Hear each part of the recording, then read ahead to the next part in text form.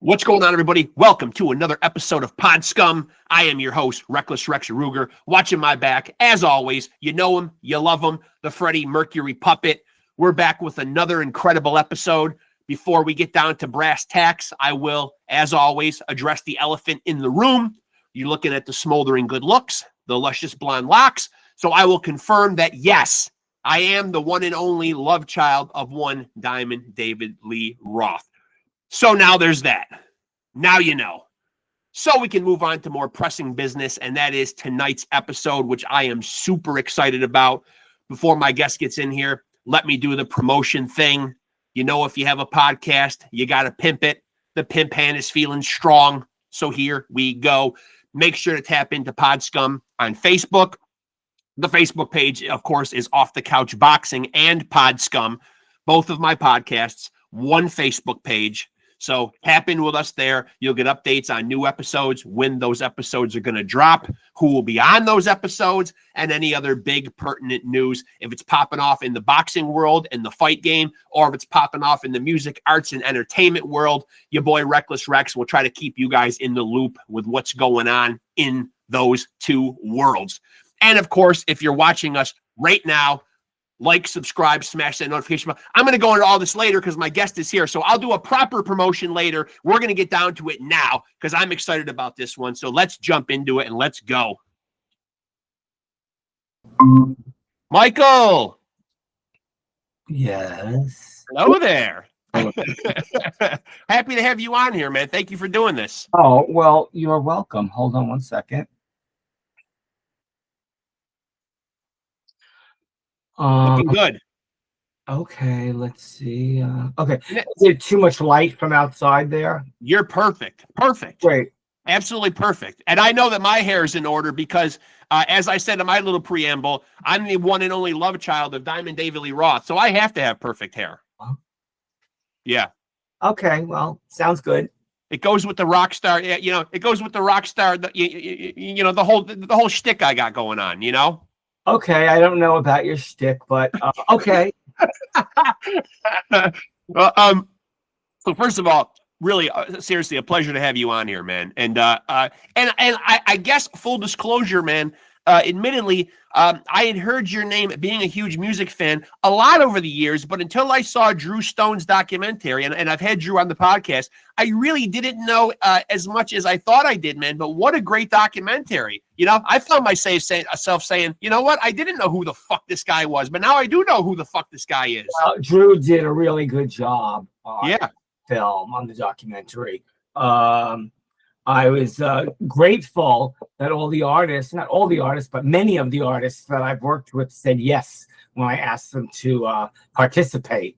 And so that made it very exciting. I mean, who doesn't want to hear James Hetfield and Johnny Rotten and Cyndi Lauper and Philip Anselmo?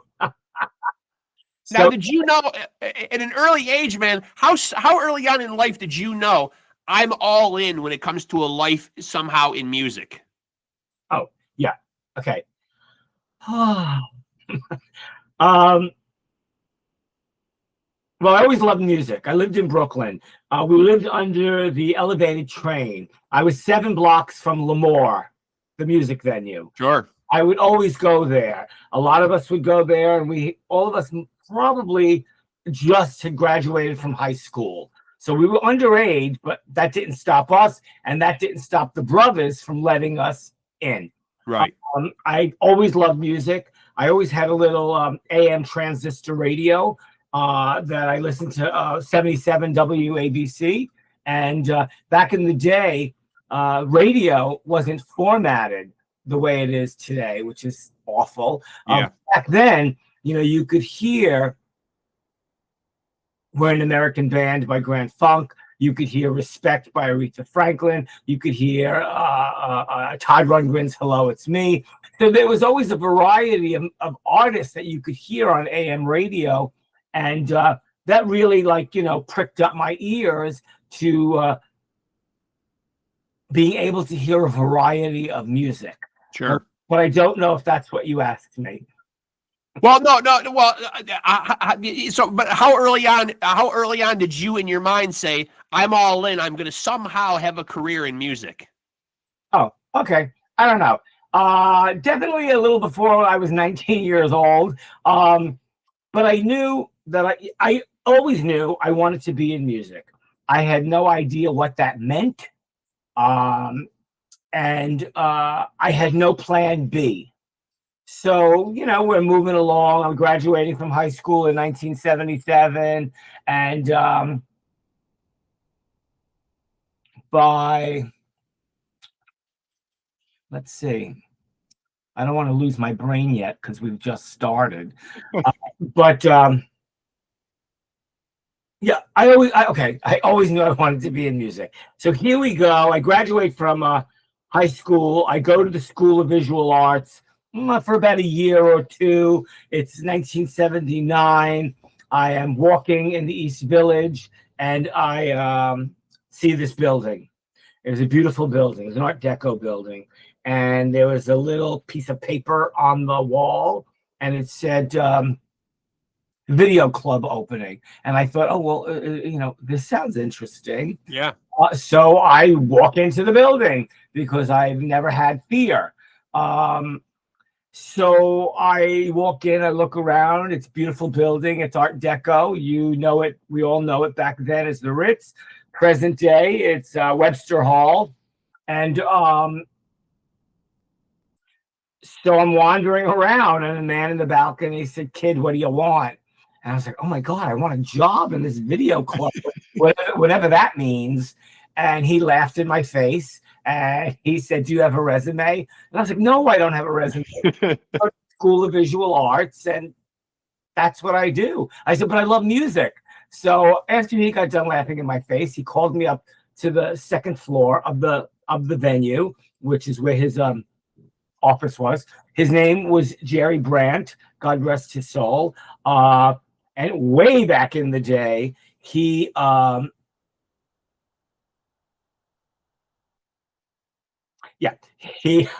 booked everyone from Sam Cooke, Muhammad Ali, this artist named Joe Bryant. He helped bring the Rolling Stones to the United States. He worked in the mail room with David Geffen at William Morris Agency. And that's all I really knew. I didn't know all that about Jerry, because if I did, I probably would have flipped out. Right. I just, I told him what I did, that I went to school and that I love music. And we just started talking about music.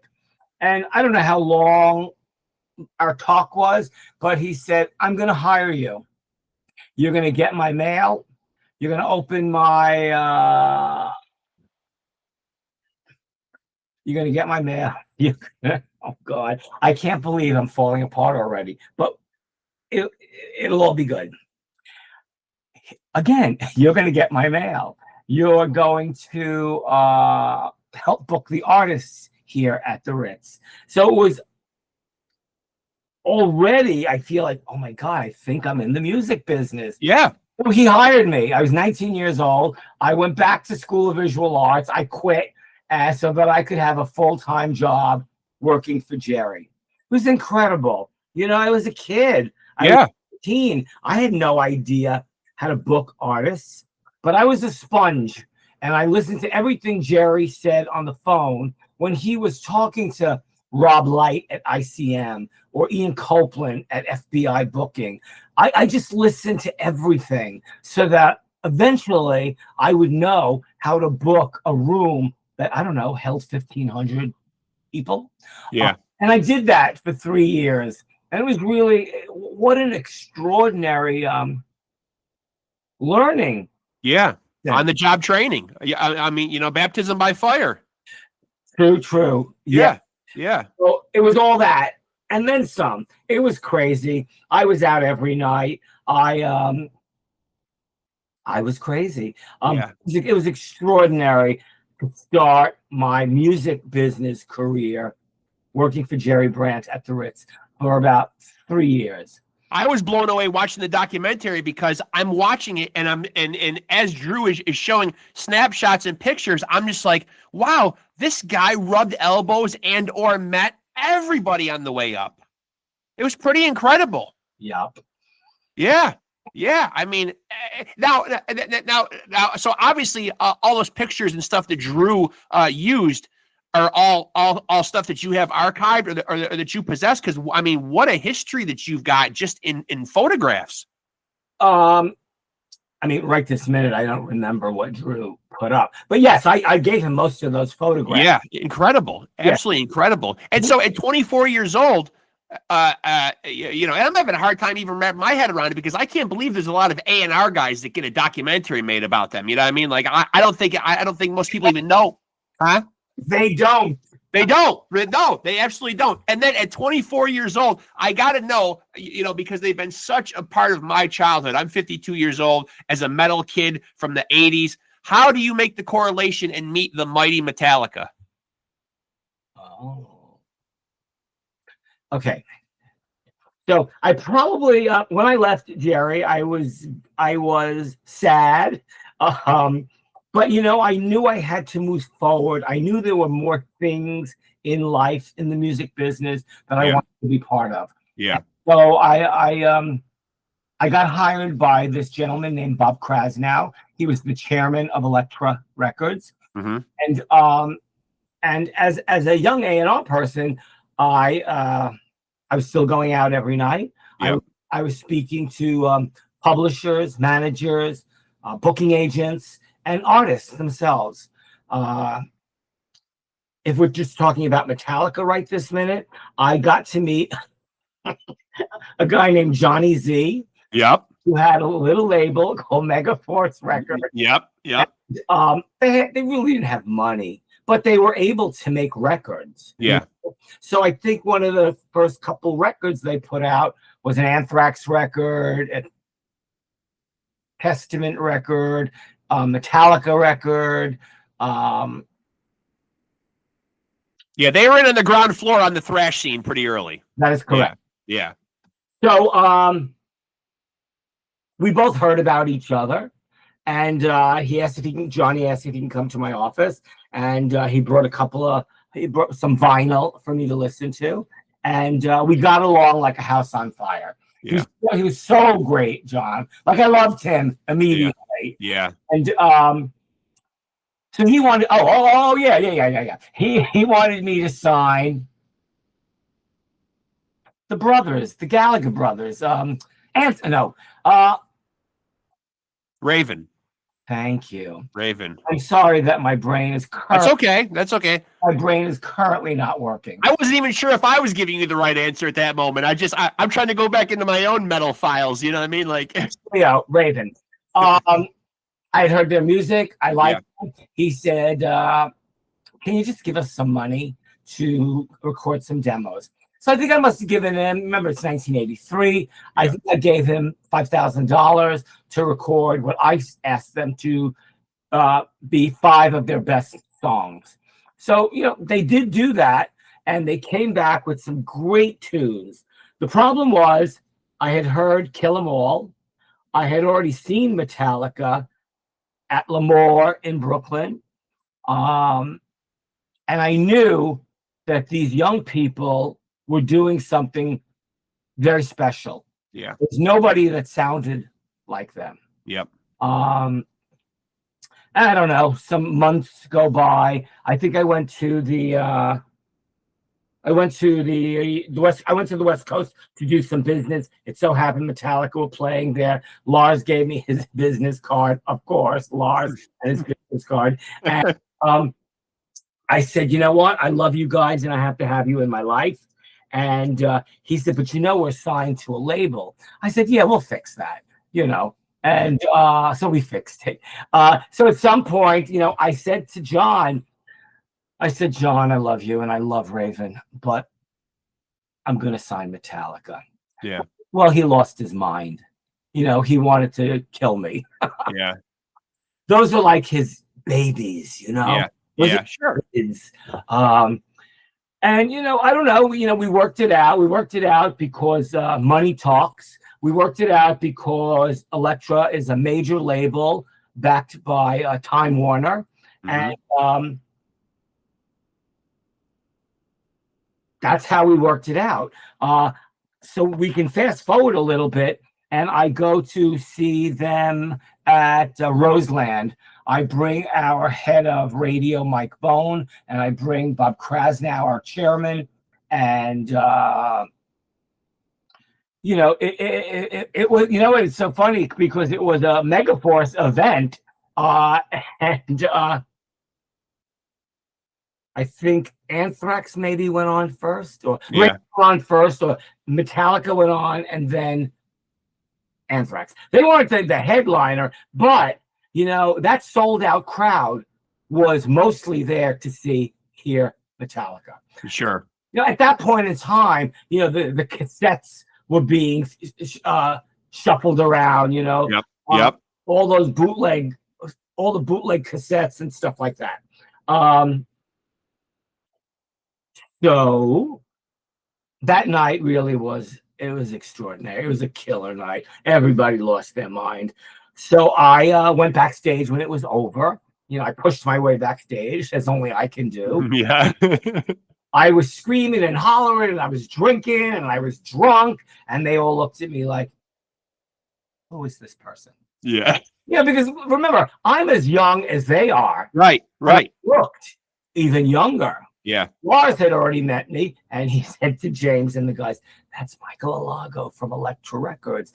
And they looked at each other like, "You mean we're putting our lives in this guy's hands?" Because that's like lit. I was lit that night. And we all drank, we laughed, and maybe the next day or the day after, I had them come up to Elektra. They sat in the conference room. I brought Bob Krasnow into the office. And he was like, great show. Being the chairman, with the official suit on, sure. The cigar and all that great stuff. And we're just sitting there. I ordered Chinese food and beer. I gave them vinyl of the Doors, the Stooges, the MC5. They loved all of that. And I feel like after that meeting, they never left. I mean, yes, there were more meetings. There were more, there was official stuff that had to get done right then and there at that point in time. Maybe just a moment later, Q Prime management came into play. And they've been managing them ever since. And, when you think about what we're talking about, and me being a young person, they're young as well. We're all in our 20s then. I know. Here we are in 2025, and I signed them 41 years ago. Incredible. 41 years ago. Yeah. And they're playing stadiums still. The biggest. Met 2 nights in a row. They play, and they're really just extraordinary people. And they are extraordinary musicians. And whether you like all of their records or not, I don't care. They're still bigger than ever. Yep. I just saw them in April. Up here at the Carrier Dome in Syracuse, and they broke the record, which had been held since 1982 by the Who in the Carrier Dome up here in Syracuse. Yep.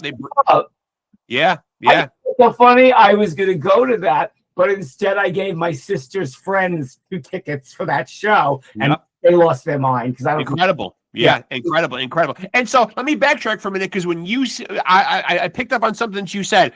So when you went to see them, and you said, you told Lars or whoever in the band, you said, I've got to have you guys in my life. What was it specifically that you saw in them that got, how they got their hooks in you? What was it? Was it the songs? Was it the energy? What was it?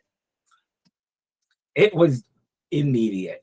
What it was the songs, the energy, the charisma that radiated from the stage. Yeah. You saw these 4 guys, you were looking here and there, and you didn't know where to stop looking. James has always been a total ringleader on stage. He knows, he knows how to whip the crowd into a frenzy and get people moving. And I just thought, this is incredible. And again, I have to have these people on Elektra Records. Yeah. Yeah. And so, it happened. It changed the face of heavy metal. Other labels wanted to find their own version of Metallica. Sure. But it doesn't happen that way. Right. I mean, Right. there's other great heavy metal bands back then, and new heavy metal bands in the 80s that wanted to get signed to a major. But, Metallica. Yeah. Now, when you look at all that they've accomplished, in their 40+ year career, man, and there have been some great rock and roll bands, and you can even typify them as heavy metal, but just overall rock bands, man. Where do they rank among the all-time great rock bands? Well, I would say number one. They're in the conversation for sure, always. Yeah. Oh, yes, they are most definitely in the conversation. So they're probably in the top 5, along with Priest and Sabbath and the Iron Maidens. Maiden. Yeah. They're in that top 5. Yeah. And right now, they're probably number 1. Yeah. Yeah. When you think about it. Yeah. Sabbath, God rest his soul. They don't perform anymore. Yeah. Iron Maiden perform, and I love Rob from Judas Priest. But really, when you think about it, Metallica rule. Yeah. Not to be corny or anything like that. They do. But no. They are, you know what? They are number 1. I get nostalgic when I see them, even all these years later, because I think, wow, I just think of all the parties and all the times when I was young. And I look back and I think these guys are the soundtrack to my life. There you go. They are. Still. Yeah. I mean, those songs are just etched in history, forever. Although it pisses me off because they are one of those bands, and maybe this, and maybe you could even put a finger on why this is. And I'm maybe saying that it's attributed to the success, but they are also polarizing in the fact that they also are a band that people love to shit on, though. I can never understand that. Maybe it's jealousy, maybe it's what they've achieved, but they're also one of those bands, and I'm sure you've seen this on social media, where people want to take stabs at them all the time. Lars's drumming, hiccups, perceived hiccups during their career of albums that maybe weren't what people wanted them to be. Unfortunately, that's human nature. Yeah. And it sucks. Yeah. But when you think about it, those first 3 records were monster. Flawless. Yeah. And then, after that, people were like, well, I don't like Saint Anger, and I don't like Load, and I don't, Reload sucks. Right. Listen, artists cannot make the same records over and over again. Right. You can't you could do it, but it wouldn't keep you up there. Right. Experiment. You have to do something different, and whether you like those records or not, too bad, because that they made other records. They made Injustice for All. They made the album. Come on.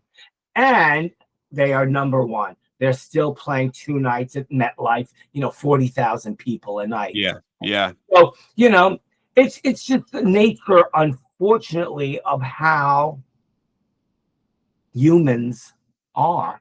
They gossip. They want to talk crap about other friends, musicians. So there's nothing one can do about that. And thank God that never pulled them back, all that gossip and chatter, because they're fabulous. They are fantastic. Yeah. They're great songwriters. And, when people, when just talking to you right now, remember, we said it a minute ago, I signed them 41 years ago. Who else has a life like that? Right. This minute. Okay. Alice Cooper, my other favorite artist. Yeah. When I was 13 years old, I went to see him at Madison Square Garden for the $1 Billion Babies tour. Yep. It was the last night of the tour, and my cousin's boyfriend took me. I was 13 years old, sitting up in the what they call the nosebleeds. Yeah. So I said, Manny, let's try to finagle our way down. We finagled our way all the way down to like, orchestra area. And I lost my mind when I saw Alice Cooper. Sure. Unbelievable. Yeah. Still one of my all-time favorite artists. He's still out there on the road 45 or so years later. Some of the show is still the same. Yeah. It ain't that great. Yeah. Great. I don't know how I started talking about Alice Cooper, but Alice Cooper really is extraordinary still. As an A&R guy, I know these are still happening on TV. As an A&R guy, do you like these, or do you think this is a viable way to find music stars? Do you like these TV talent shows when we see The Voice, American Idol, America's Got Talent, these type of shows? Okay, well, I'm a sucker for those shows. Okay. I love them. I do too. It's a guilty pleasure. I admit I do too. Guilty pleasure. Yeah. But if I was doing A&R currently, I don't think I would find one of those artists to sign. Perhaps, occasionally on those shows, there's an awesome singer-songwriter. I love singer-songwriters. Yeah. But I did my 25 years at the record companies when I still had my assistant Tony, by all of the music publications from all my favorite cities across the United States, and we cut everything out and see what rock and roll metal band has a new record out, where they're playing, who manages them, and we would just get a hold of everybody. Yeah. But yes, present day, it's all totally different. Yeah. But I do like those shows. Yeah, I do too. Is there anybody that you ever actively pursued and wanted to sign that maybe slipped through your fingers and it didn't go the way you wanted it to go? Yeah, people ask me that all the time. I don't know how to answer that because there wasn't really, but if we just flip the question a wee bit. Yeah. If you're asking me who I would have loved to have signed back in the day that I did not sign, I would have to say Slayer. Okay. To this day, I love Gary Holt. I love them so much. They are extraordinary, Yeah. Extraordinary as Metallica.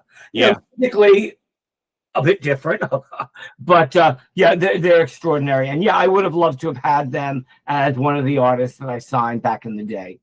But you can't have everybody. You can't sign everybody to the label. And so I just always have been fond of them. I go to all their shows on the East Coast whenever they have come around. But I really can't think of somebody who oops, I should have signed them and I didn't. And I say that because I didn't sign lots of artists. I was very particular about who I was signing. Yeah. So here it was Metallica, Metal Church, Flotsam and Jetsam,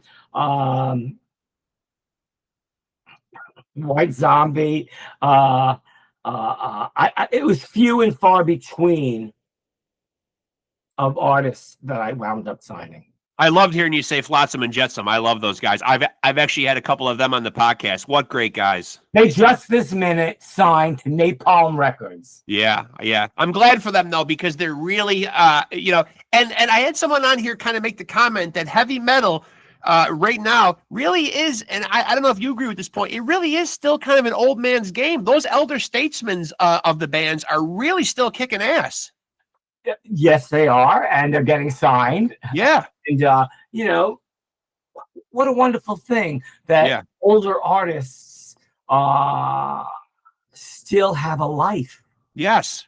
They're still making records. They're still going on the road. That's a great thing. And I'm not trying to impugn the young bands that are out there and not saying that they're not great, man, but the old bands are still really, taking the young bands to task and holding their own. Absolutely. Yeah. It's great to see. I mean, it's absolutely amazing to see. Now, so do you like where the industry is right now? Here we are with streaming. Here we are with the physical product not as prevalent. It's people are digesting musically differently. They don't have a lot of time in the day. Attention spans have dwindled. People are just like, I like this track and the hell with the rest of the album. It's a weird time in the industry right now. It's been if you want to use the word weird, time in the industry for a long time. Yeah. Long time now. I have been out of the industry for about 15 years now, so I really don't pay much attention to to record companies. But I listen to a lot of stuff on Spotify because it's easy, and I listen to it from right here where I'm sitting at my computer, and it's easy to find artists on there. Very. Because I'm not looking to sign any of these artists. They're just artists that I go, oh my God, I love Black Braid. I can find Creator on there, and just be listening to a lot of my favorite artists without even leaving my bedroom. Right. Right. As everything has changed. In recent years, there's been like a resurgence of vinyl, which I love. I love vinyl. I love vinyl because of the warmth, the sound, the warmth of what they sound like. A lot of times you're listening to CDs. CDs, if they're not mastered properly, they can hurt your teeth. Yes. Yeah, I get what you're saying. I agree. Yeah, I agree. Definitely. Like, I love the sound. I love this. Yeah, I love the sound of vinyl, and I buy lots of records still. I buy records that I forgot that I had back in the day because I can't find them, or when I was on drugs, I gave them all away. Right. But yeah, I don't really pay attention to the music business because I don't have to. I did it beautifully for 25 years. So now I just still, I actively go to concerts all the time. I'm still a fan. I purchase records and I go out all the time. Like tonight, I'm going to a place called Le Poisson Rouge, LPR, on Bleecker Street. And a friend of mine, Addie Newton, he was in a band in the 80s called Clock DVA. Okay. They were good. Yeah. He hasn't been around since forever. And now he's in town and you're going to go see him. I'm running. Yeah, running. Yeah. Yeah, and why not? And sometimes a lot of these alternative artists who do come back because they want to visit New York, they don't have the same crowd like they used to. Right, right. And I have no idea what kind of crowd it's going to draw tonight. But I believe he's on Mute Records as of now. And I'm going to go and I'm going to support him because I always loved him from back in the day. We always kept in touch online. And he says, I'm in New York. Are you coming? And I said, yes, I am.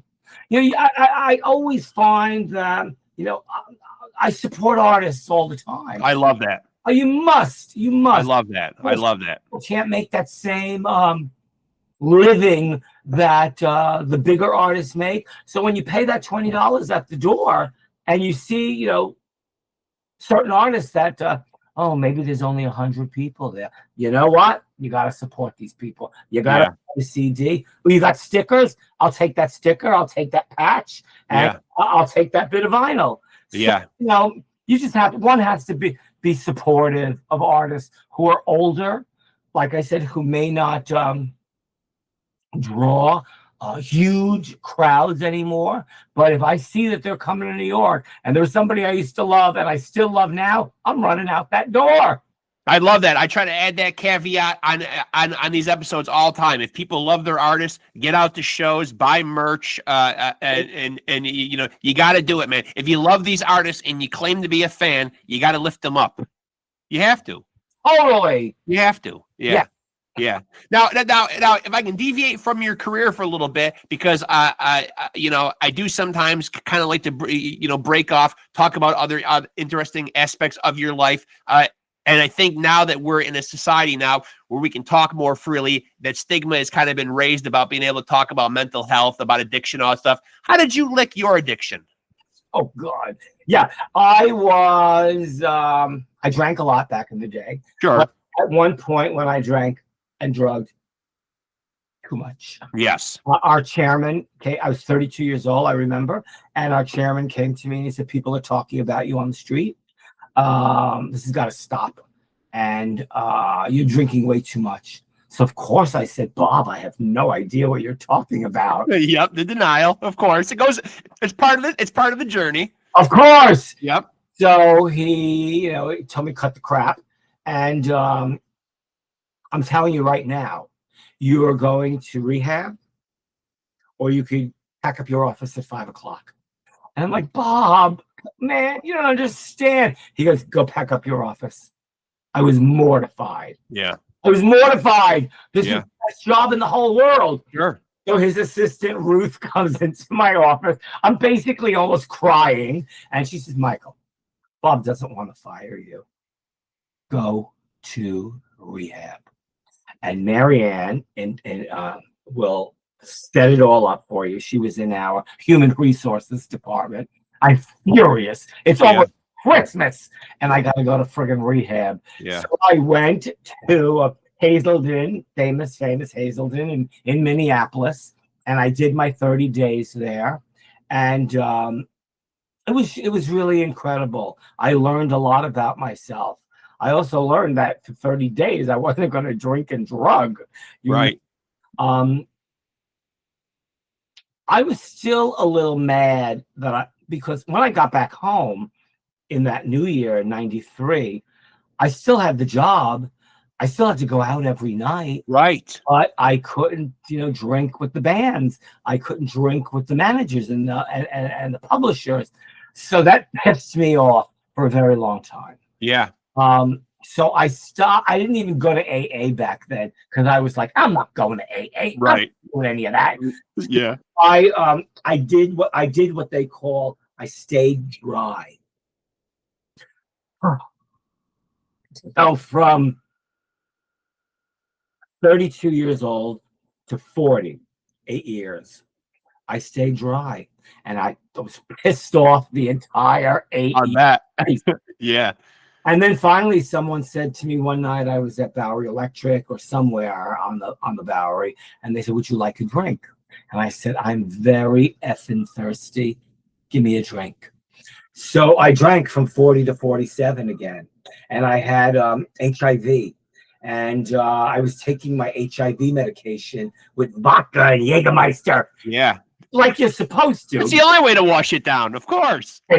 Right. So I really did that. And, the thing that I am grateful for is that it didn't kill me. Yeah.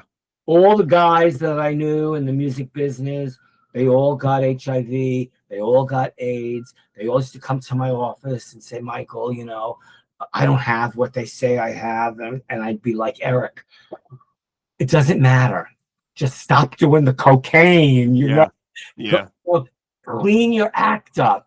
And a lot of guys, they just, in the biz, because you're in the music business and it's the 80s and people are going crazy. They don't stop. So anyway, so we fast forward and from 40 to 47, I drank again. And at one point I said to myself, you got to cut the crap. You got to just stop. And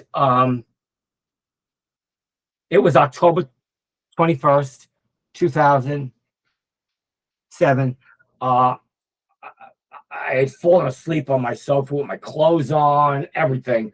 And I got up and I took a shower and I called a couple of friends and I said, did you see me last night? Do I have to apologize to people? And nobody had a good answer for me, but they all wished that I went to Alcoholics Anonymous. Yeah.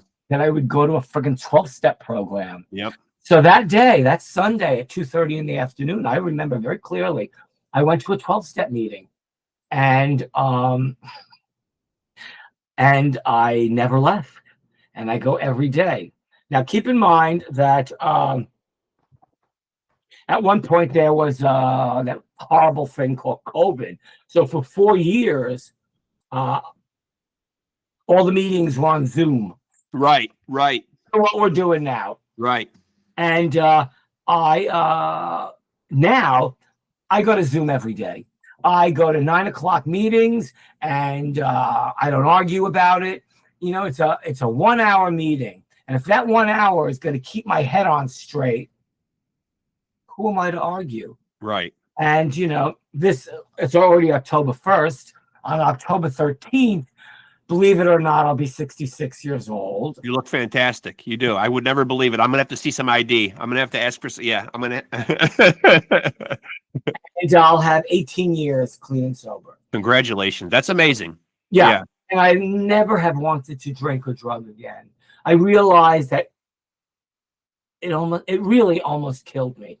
And when St. Vincent's was still open, I wish it was still open, just because I would go there at like 3 o'clock in the morning, and the nurses would be like, "Mr. Alago, what are you doing back here again?" And I was always going back there thinking my heart was going to stop. Sure. From all the bull. And it didn't stop, thank God. And yeah, so I'm here. I'm not interested in drinking or drugging ever again. You know, everything in life is one day at a time.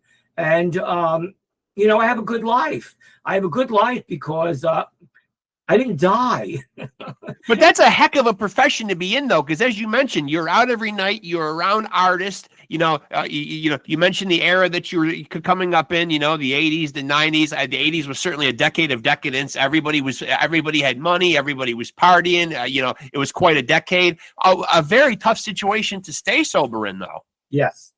Well, there were certain years I managed to stay clean and sober. And like I said, now I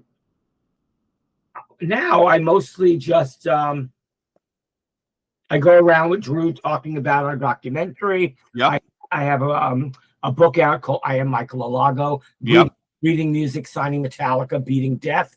That I go around doing readings, and you know, my life is different. You know, it's not as like being in a whirlwind of going out every night. Right. I'm not up for going out every night, but I do see new artists. I see artists that I've just read about if they interest me. And I love all kinds of music still, you know? So you are able to find new stuff, like when you're puttering around the house, when you're going to throw some music on and listen to it, you know, do you fall back on your favorites, or are you able to find like new refreshing stuff out there that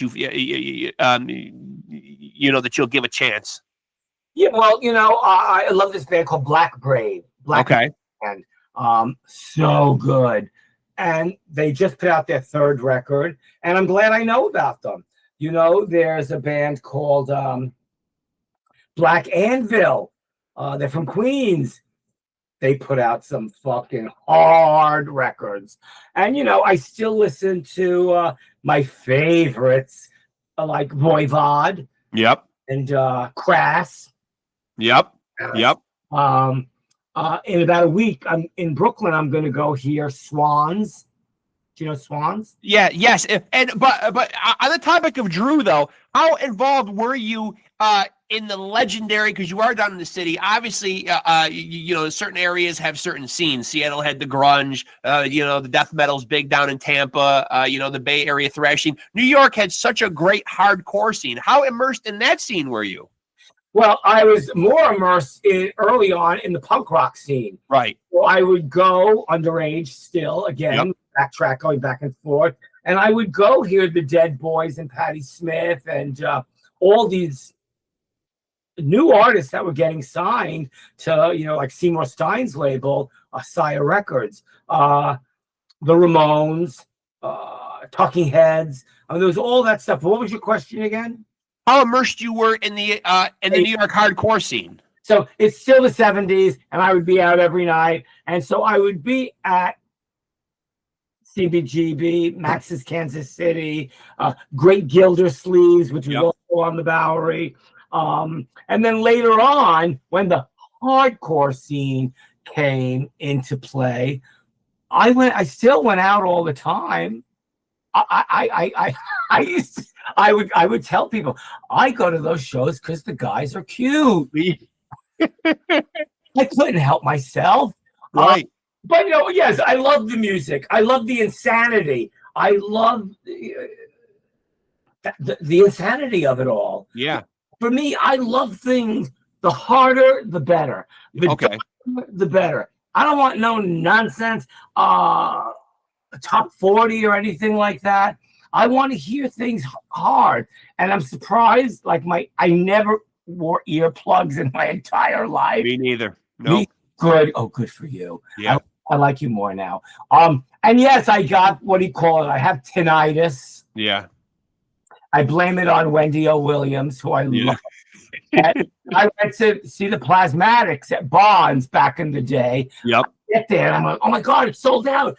It's packed.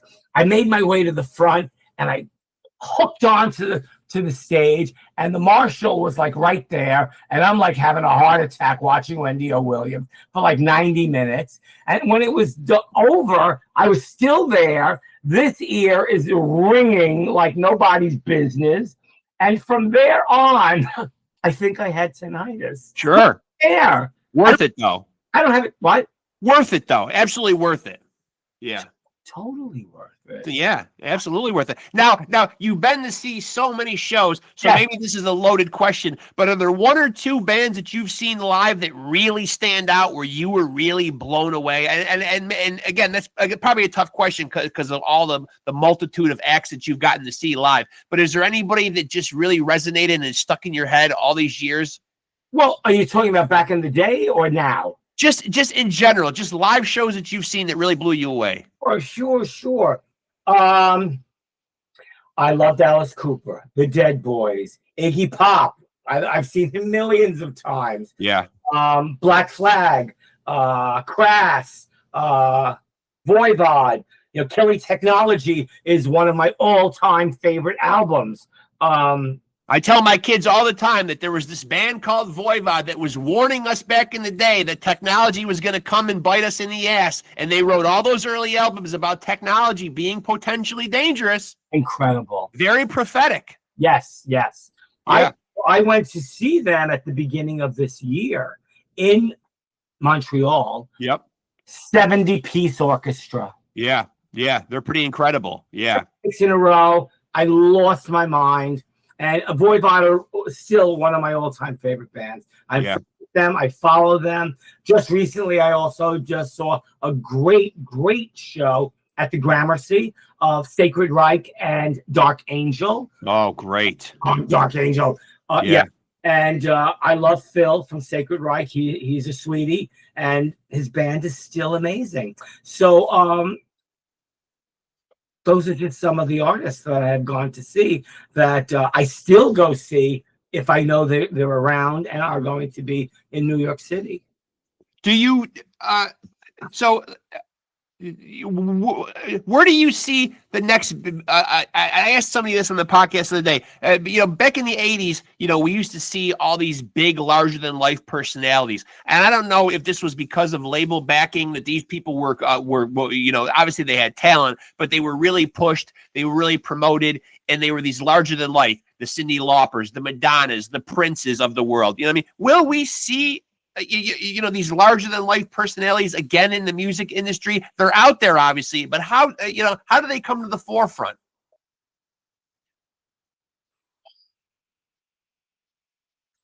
Well, that's tough.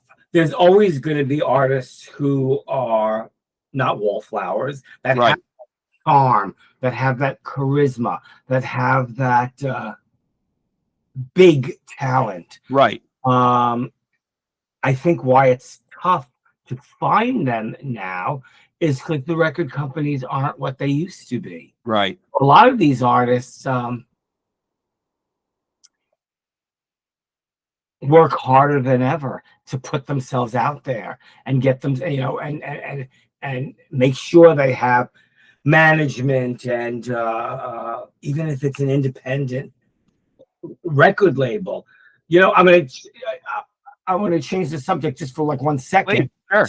So, Flotsam and Jetsam, we brought them up. Yep. I signed them back in the day. I made No Place for Disgrace with them. They went on to do other things. And here we are talking about them because I saw just online the other day, wow, these guys got signed to Napalm. Yeah. Good for them. I love them. I've had Eric and Michael both on the podcast multiple times. Love them. Love them. Yeah. Love Eric and I love Michael. Yeah. So isn't it great that older artists still get signed because labels like Seasons of Mist, Napalm, help me out here. Where's Relapse? What? Relapse Records. I'm trying to think of some of the Nuclear Blast is still around. Yes, the Century Media. Yeah. All these labels where artists go to who wind up getting signed then there, and everybody just does the best that they can with these people these days. A lot of those artists, they don't sell millions of records, but out there, and labels like Nuclear Blast and Seasons of this know how to market those records present day. Yeah. That's a beautiful thing, because that they could get out there, older artists and younger artists who are on these independent labels. There's still a version of the music business that exists, right? Because of those independent labels. Are you able? And some of those, I'm sorry, and some of those independent labels, like Century Media, are backed by Sony now. Sure. Good for them. Yeah. Get records out in a bigger way. You know what I mean? Yeah, yeah. Are you able to put a finger on like why? And Flotsam and Jetsam is a perfect example. And I've had guys on, from Testament, Exodus. Obviously, we have the big four that we know right now. But some of those other thrash bands that are that next tier down wrote amazing songs, have amazing musicians in them. You know what I mean? Like, how does the big four become the big four and those other bands don't crack into there? I mean, why is it Metallica, Megadeth, Slayer, and Anthrax? Why isn't it Exodus, Testament, Flotsam and Jetsam, and Sacred Reich, for instance? Well, I think we look at things a little differently now. I think some of those. I mean, certainly it's got to do with sales, I'm sure. Yeah, sales, and not everyone is amazing like those other four artists. Right. They're strong. They have terrific songs.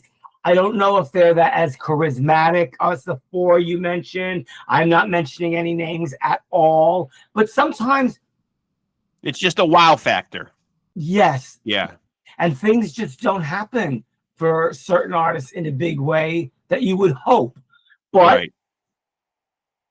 we could use, again, Flotsam as an example. They never made it huge. But you know what? Those guys have strength. They do have charisma. Yeah. They are always out there, and they're always on the road. They're making great records still. Oh, yeah. What making those great records has the fans still going out to see them live. And let's see what they're going to put out next. Sometimes it's just having it, and you can't even always put a finger on what it is, but some bands just have it.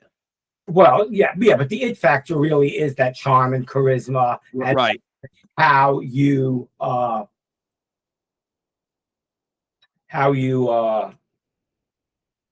here goes the brain one last time before we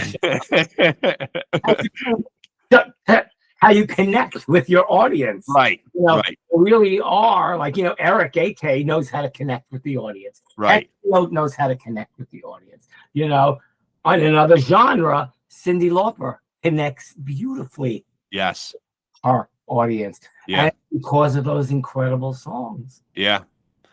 Now, is there a way the music industry, in your opinion, this is just talking subjectively here, obviously we can see streaming coming on down the pike. It had been sneaking up on us for a long time, but having the artists on here that I have and having talked to so many of them, the streaming sites just don't get them paid. That's why a lot of them are out laboring on the road, having to hope that they sell merch. Is there a way the industry could have got in on this and got out in front of it and got the artist paid better? You know what? I'm sorry. That's a question I really can't answer. I can't answer because I don't know how to answer that question. Yeah. Usually most people don't. It seems pretty tough. And it's sad. And it's sad because you'd love to see these guys get paid for their art. Absolutely. You know? Yes. It's tragic. It's tragic, really.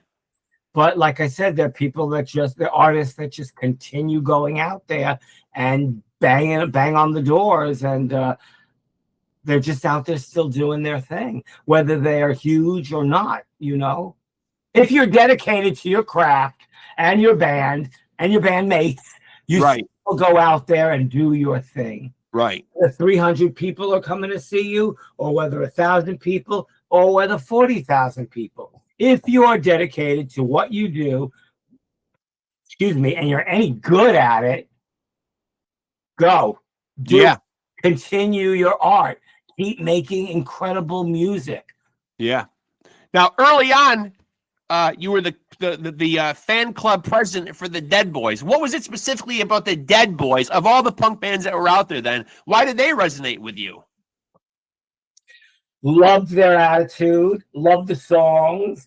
I thought Steve Baders was incredible. Yeah. He was the bastard child of Iggy Pop. Yep. Somebody with a lot of charisma. Yep. You had to like relate to the audience when he was like throwing himself in the audience, or like wrapping his microphone stand around, microphone cord around his neck and hanging himself. And we were all wondering, oh my God, what is Steve Baders going to do next? Yeah. Well, I loved, their first album, Young, Loud, and Snotty.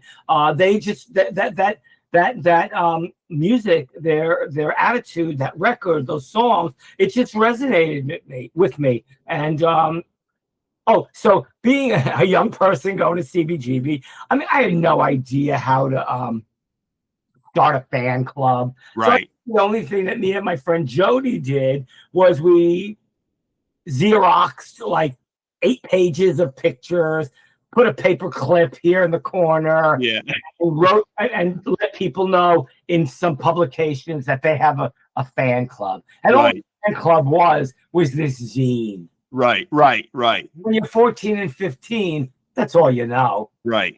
And now you were out and about seeing so many bands, and you brought up Steve Baders, which made me think I had somebody on the podcast the other day, and the topic of G.G. Allin came up. What did you think of him as a performer? Obviously a polarizing guy. The person that I had on said, he certainly was a personality, but really didn't put a lot of stock in the actual material itself, the music itself. Is he somebody you ever got a chance to see? Oh boy. Yes. So one night I'm sitting at where the fuck am I sitting? I'm sitting at a bar in the East Village with Rob Zombie, and oh fuck, I'll figure it out in a second. And we're just sitting there chatting and blah blah blah, and we hear music come from downstairs, and it was noisy, and we're like, let's go downstairs and see what's happening. Yeah. And all of a sudden we look at each other and we notice that it's G.G. Allin. Okay. And I'm like, Rob, let's get out of here before literally the shit starts flying. Literally. Yes. The next thing you know, all he has on is his jock strap. And I'm like, make way. Let's go upstairs. Yeah. Poor thing. Poor thing. He was dedicated. Yes. Yeah. You can at least give him that. He was dedicated. But like, what was that? What was that all about? Yeah. It was too crazy for me. Yeah. It was a little bit of nonsense. Not your cup of tea. Not at all. No. But there have been a lot of scenes, though, that have come and gone. A lot of people didn't like when we segued out of the 80s, and then suddenly and I know they hate the term, but the grunge era hit. What did you think of the grunge era? Loved it. Found myself in Seattle a lot. I loved it, too. I love a lot of those bands. Loved it. Yeah. And the band that I really loved from there that I would go see a bunch of times called Tad. Yes, Tad. Yeah, big guy. Yeah. Love Tad. I would go there and I would see Nirvana. I would see Alice in Chains early on. I used to go with my friend Daniel Ray, who produced the Ramones and Iggy, and we would go there and just hang out and listen to those artists when they at a very young stage in their career. Yeah. But yeah, I loved Seattle. I loved walking around Seattle. I loved the music. Remember, Metal Church were in Seattle as well. So I loved the grunge scene. Yeah, I did too. It gets, it gets beat up a lot because I think a lot of people think like, oh, the 80s was so fun, and then here this heavy kind of dark music came out of Seattle and kind of like quote unquote put an end to the the party. I didn't see it that way. They started a new party. Yeah, it started a new party. And you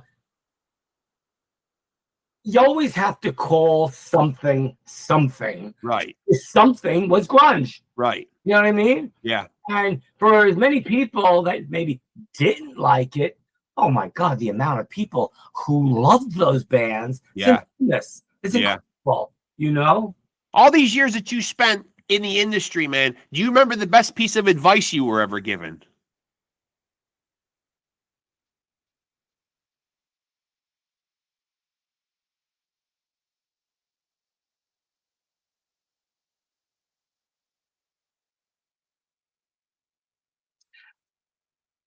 Not really, but I guess what I can say is I always thought to myself, when you're going out and meeting artists, be kind. Yeah. You got to be kind to everybody, man. Yeah. Well, you don't know what they're going through. Right. So I don't know. I honestly, because I have half of a brain, as you could tell from today. Yeah. I always just thought I would always tell people to be kind. I would be kind. And that's just how I made my way through the music industry. Yeah. Yeah. So what lessons do you think you learned, in all those years in the music industry? Best lesson that you learned? Don't drink so much. Don't drink so much. So there you are. If you're in the music industry in any way, shape, or form, cut back on the sauce a little bit. Yeah. For sure. Watch your sauce intake. Honey, you know what? Yeah. It could friggin' kill you. Oh, yeah. Absolutely. Yeah. Now,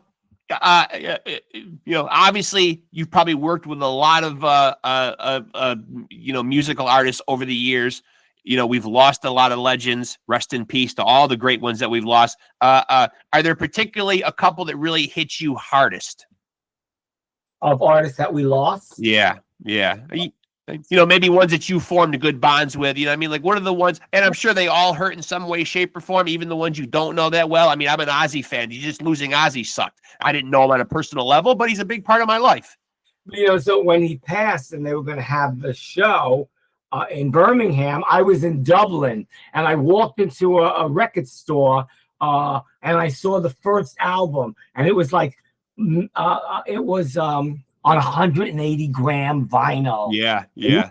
So I bought it. Yeah. And I was I was on my vacation, so I didn't get to go to Birmingham, but everybody who I knew in Dublin were going to go to that show. I missed Cliff Burton so very much to this day. Yep. It's heartbreaking. Yeah. All of that is heartbreaking. Never mind that I was so close with the band early on, that how young. Yeah. How young. That whole thing. Yeah. I love and have missed Lane Staley from Alice in Chains. Yeah. My favorite band from Seattle. Me too. Me too. I actually exchange emails a couple times a year with Lane's mom. I've gotten pretty kind of, I wouldn't say chummy, but over the years, he's such a huge part. He's that guy for me. His voice. Absolutely. Yeah. And I think Wood could be one of my favorite rock songs ever. ever. Yeah. That Dirt album is an absolute masterpiece. Perfect. What kind of like mood and attitude that radiates just even from that one song alone. Brilliant. So yeah, I don't know. I miss Lane. I miss Cliff. Well, there was an artist that I was very, very close with. Her name was Nina Simone. Okay, sure. Yeah, and I miss her so much, like it was yesterday. She drove me crazy, and I loved every waking moment of it. I can't really think about too many people that I miss, other than my mother. I miss my mom. Sure. In the metal world, obviously a shocking one because you don't see it happen very often. A life getting taken on stage. Obviously, Dimebag. Crazy. I mean, in all your years in the music world, and even me going back in my files, I don't know that anybody has ever been killed on stage. Have they? Am I wrong on this? I can't think of another occurrence. Crazy. I don't. Yes, that was. Never mind. Crazy. That was insane. Unbelievable. Yeah. Just awful. Yeah. Yeah. But yeah, it's funny because my brain doesn't work like that, like thinking about the past so much. So when I have to do things like this, which I'm so happy to do. Yeah. Sometimes like my brain just doesn't work. That's probably healthy, not looking back too much, though. You know what I mean? Because it can be a double-edged sword, It can be. But, I do like being clear and as focused as I can be and giving good information to the people. So I think I gave a bit of good information to your listeners today. Absolutely. So how does Drew approach you? Before I let you out of here, how does Drew approach you on this documentary? You seem like such a humble guy. You know what I mean? You work in A&R, as you mentioned earlier. You know what I mean? Not many documentaries, no documentaries on famous A&R guys. Were you reluctant or were you all in when he approaches you with the idea? Because I tapped into the documentary because I was going to have Drew on, and he asked, if you're not familiar with some of my films, would you please watch them? You know what I mean? Like, just so we can have like a dialogue about them. And so I went down the rabbit hole of watching stuff that he, that he'd done, among them, the documentary that he did on you. First of all, were you reluctant or happy to do it? No, it took me just 1 minute, but I was happy to do it. Yeah. Remember, I had been a behind the scenes guy for 20 years, and this was going to just bring me a bit to the forefront. I could be a little bit of a ham. And so we just sat on my sofa for a couple of meetings, and we were just talking about what it would encapsulate. And when I said, I was going to ask Metallica and Metal Church and Phil Anselmo and Cyndi Lauper and Johnny Rotten and whoever else I asked, and they said yes. That was the beautiful thing, that everybody really wanted to be included in my documentary. Yeah. And it just made me proud. And I still feel like I'm a humble person. So once we started to get the ball rolling, as they say, I don't know, I think it took us maybe 2 years. Yeah. And when it came out, we had good luck getting it on Netflix. And we were on Netflix for like almost 3 years. Yeah.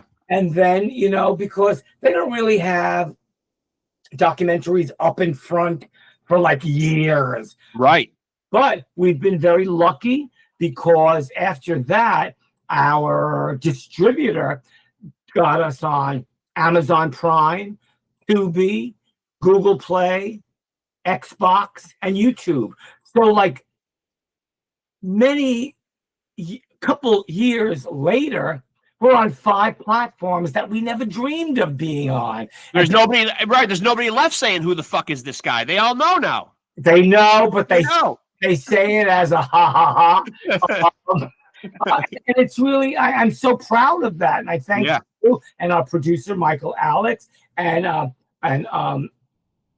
Peter, our distributor, that, you know,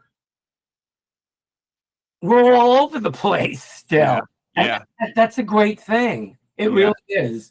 And I'm not surprised at all that all those people, because now just following you on Facebook, you know, and seeing the pictures that you put up, like when you go out to these shows, there does seem to be a genuine, sincere warmth, you know, that all these artists, you know, treat you with. I could see it. You just put up the Dark Angel pictures. I could see you're backstage with Ron Reinhart, and you know what I mean, you're with these guys, and you can tell that it's very genuine. You know what I mean, that you are certainly adored by these people. Oh, well, thank you. Yeah. That night I think I got home at 2:30 in the morning. Yeah, I'll bet. Wait, sober. Yeah. I had the tour bus drive me home. Nice. It's perks of the job, right? Like, how are you getting home? And I was like, well, I'll walk.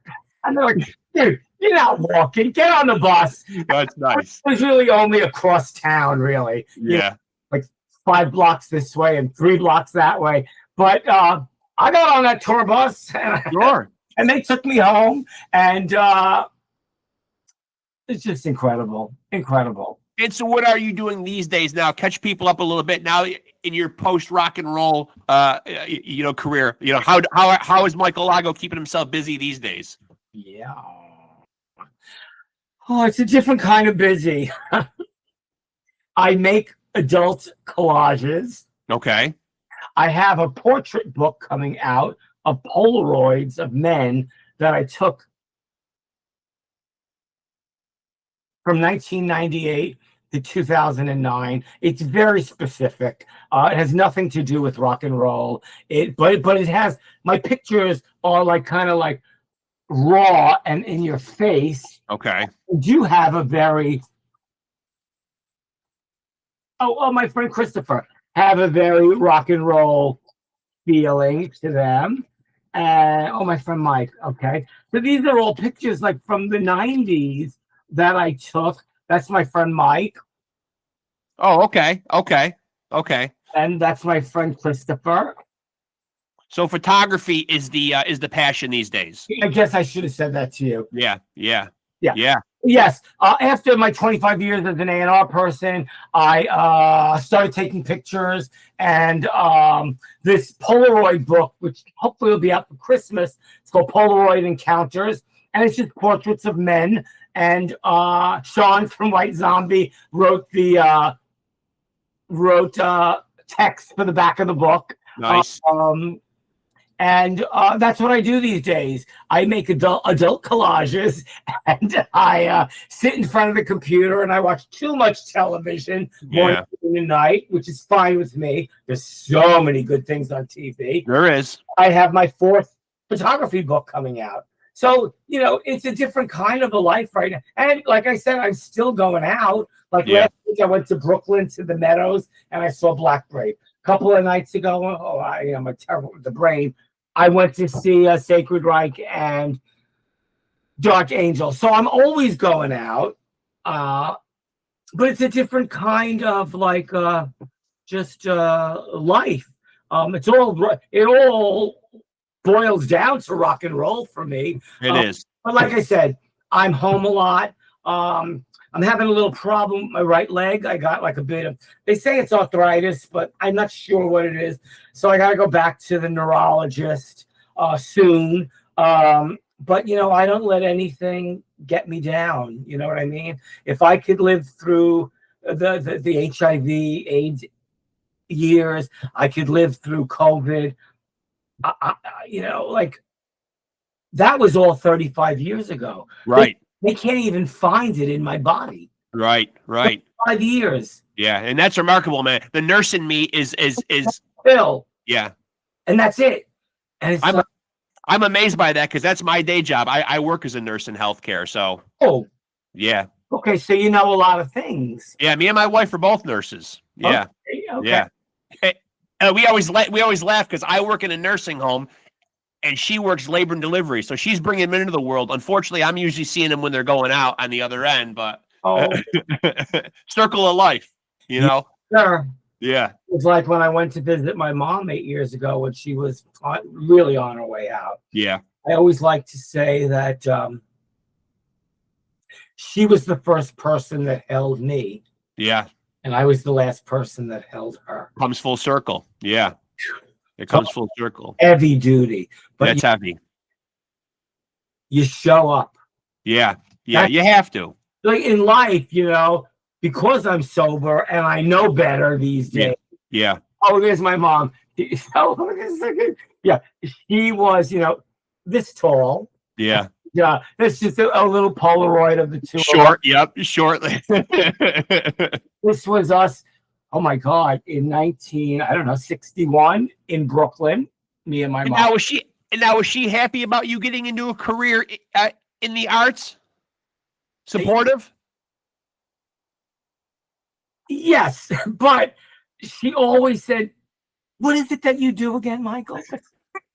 I mean, so she died. She knew I worked in music. She was at my 30th birthday party, and I invited Liza Minnelli and Giancarlo Esposito and all these actors and stuff. And my mother was in heaven. How's that? But she still didn't know what I did, like really. Right. Well, the day passed, she's, are you still going out and doing all that stuff in music? Right. Yes, Mom. I still work in music. Well, you know, a lot of parents probably are a little speculative when you get into the arts, though, because they don't view it as like a viable, you know what I mean, like a steady career. You know what I mean? I know even just having a lot of artists on here, their parents aren't exactly, enthralled with the idea that they're going to go become a musician, you know what I mean? Like, and not learn a trade or go to college or this and that. Yes, correct. Yeah, so yeah, she really never really knew 100%. She knew it was music.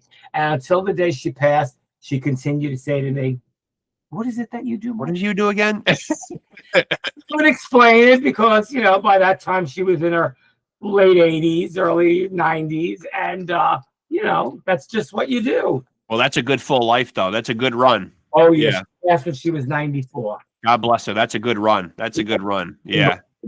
Yeah. But I have actually, you know, I've thoroughly enjoyed having this conversation with you, man. I'm super happy to know you now, man. I would love to do this again because I feel like there's just so many more stories. You know, I feel like I can sit here and talk to you all night about this stuff. There's a million stories. Yeah. Like me and Steve Bader. This will be the last story because I like to end it on a funny high note. And I was so like a little here and there within the hour that we've been together. No worries. Hope everybody like got a no worries. So I am in London, and I know that Lords of the New Church are in London. Okay. So Brian James and Stiv and oh my God, I forget who. After the show, we're on the underground. Everybody wanted to go home except me and Stiv. So we decide we're going to see Divine. Okay. At a club. And I'm like, let's go see Divine. So we're at the bar, and I knew Divine. So we're at the bar, and these two guys come up to me and Steve and goes, you guys are friggin' punks, aren't you? And I was like, Steve, don't even start with them. I said, we're gonna do one better. So we have those mugs. Yeah. And I said, pull out your dick. We both pull out our cocks. We put the mugs back on the bar, and we were like to the guys, we're like, we don't want to start no trouble. We just want you to have a little beer. So the guys took a sip. They flipped out. Me and Steve ran to Divine's dressing room. We opened the door. It was unlocked for some reason, and we locked the door. And Divine is there, putting on her one last friggin' eyebrow before the show. And said, wait, what are you up to now, you two? And we said, we had to give somebody some piss for beer. So those are like the kind of things I always did with friends. Yeah. Those are the good memories.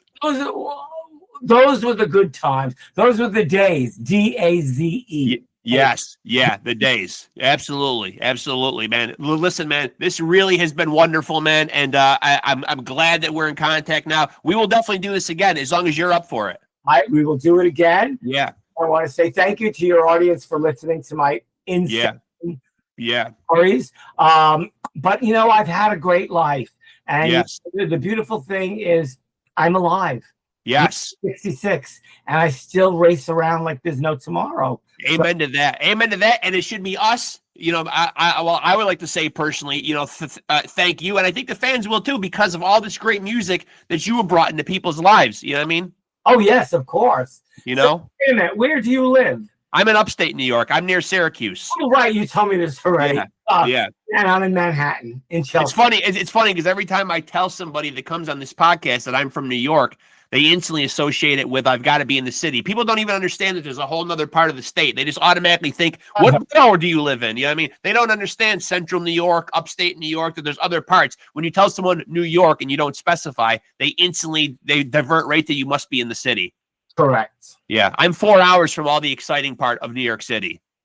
Yeah, I guess if I take Amtrak, it's 5 hours to Syracuse. Yeah, probably 4 or 5 hours. Yeah, and I've been down in the city, and granted, it's great. You know what I mean? But you know, for short times, I've been down there. But I've always thought that there's a romantic side though, man, to living down there. It does always seem like it's just a great city. It really is. Well, it is. Yeah, sure, I'd say. Yeah. I mean, when I left Brooklyn at 19.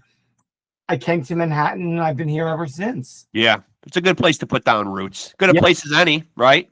Yeah, and I've been in my apartment now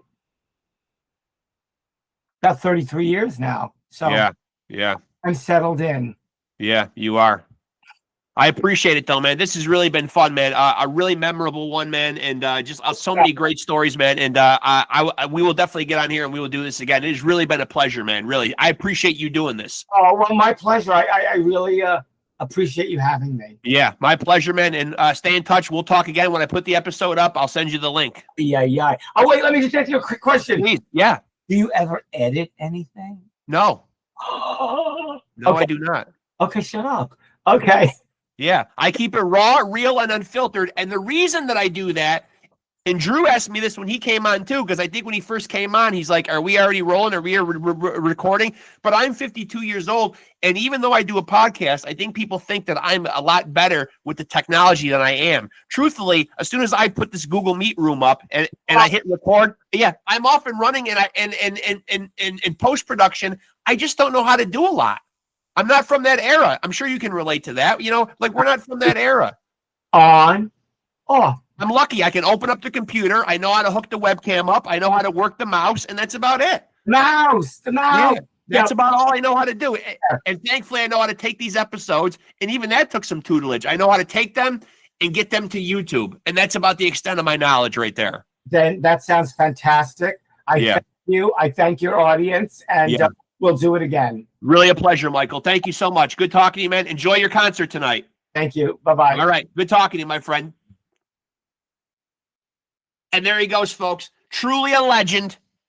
Truly a legend. A behind-the-scenes legend, which I don't often have on here. We're used to musicians. We're used to the guys out on the stage. But this is a man whose importance cannot be denied. The great Michael Alago, who was an A&R executive at ELEKTRA Records, at GEFFEN Records, and is responsible for bringing us some monumental artists.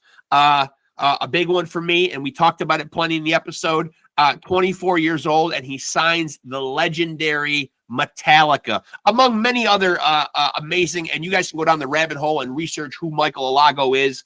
And as I alluded to in the episode, there's also a fantastic documentary by a guy that I've had on the podcast, Drew Stone, made a fantastic documentary that is entitled "Who the Fuck Is That Guy? The Fabulous Journey of Michael Alago." I implore people to go check that out if you really want to see the impact on the music world that you don't even know about, but you should. This man certainly has his fingerprint on a lot of music history, and you just heard a lot of great stories right there. We probably only in the hour and some change that we were on there scratched the surface on what Michael Alago has seen, heard, witnessed. So we will definitely have him back on. I'm happy to say that I'm in contact with him, have his contact information, and look forward to the idea of having him back on because, like I said, I didn't even think we began to tap all the great stories and all the great behind the scenes stuff that Michael Alago, he can just give us all these gems, these nuggets, these wonderful stories. We heard some of them there, and I look forward to having him on to have many more. Michael Alago, an A&R executive, a legend, really. When you watch the documentary, you will see that on his rise up in the music world, starting as a talent booker, as he mentioned, at the Ritz, and just moving his way up in the music world to become an A&R executive in the bands he went out to see and was active in signing and catapulting, launching their careers. It is truly an amazing story and probably the best place to start. And Michael did mention that he has a book out, and I want to make sure that that I put some shine on the book as well. And I'm not quite remembering the title of it right now, but I will get that for you right now. I Am Michael Alago. Breathing Music, Signing Metallica, Beating Death. So that is out there right now. If you guys can see that, that is on my on my Apple Books account right there. And no doubt an interesting read. If it's anything like the documentary, but I would say another great place to start, and certainly support Michael's book. Go out and check that out. And also check out the documentary by Drew Stone. Who the fuck is that guy? The Fabulous Journey of Michael Alago.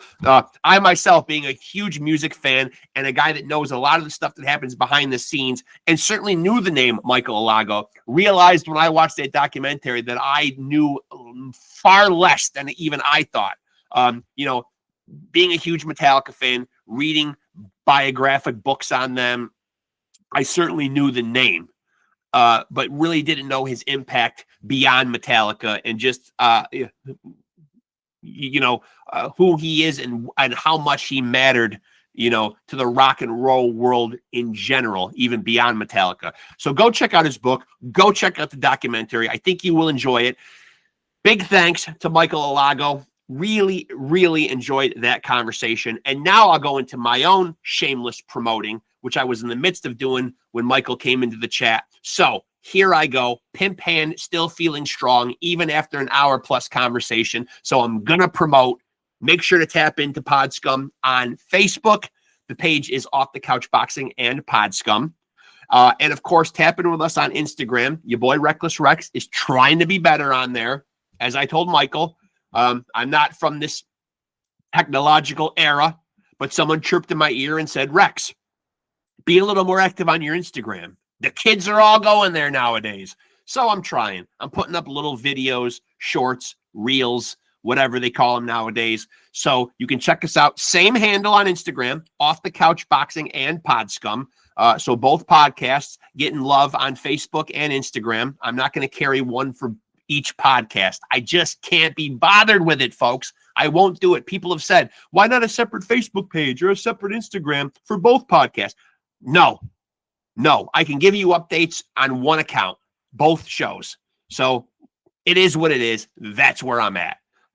I'm not going to spend all my time on social media dancing between all these different accounts. So tap in with us on Facebook, Off the Couch Boxing and PodScum. You'll get updates on new episodes, when they're dropping, who will be on the episodes, and any other big pertinent boxing news. If it's popping off in the boxing world and the fight game, or the music, arts, entertainment, rock and roll world, whatever, I try to put it up there. So even beyond just me promoting the episodes, if it's newsworthy, if it's noteworthy, I try to put it up there.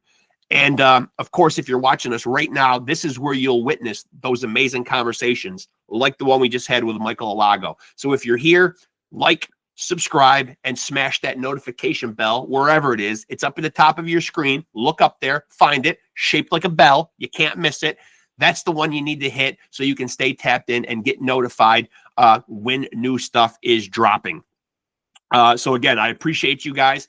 Much love to the viewers, the subscribers, and of course, the guests, without whom I could not do this. I'm seriously in awe of how much the channel has grown, and the guests that have come on here and been so generous with their time. So I appreciate all of you guys.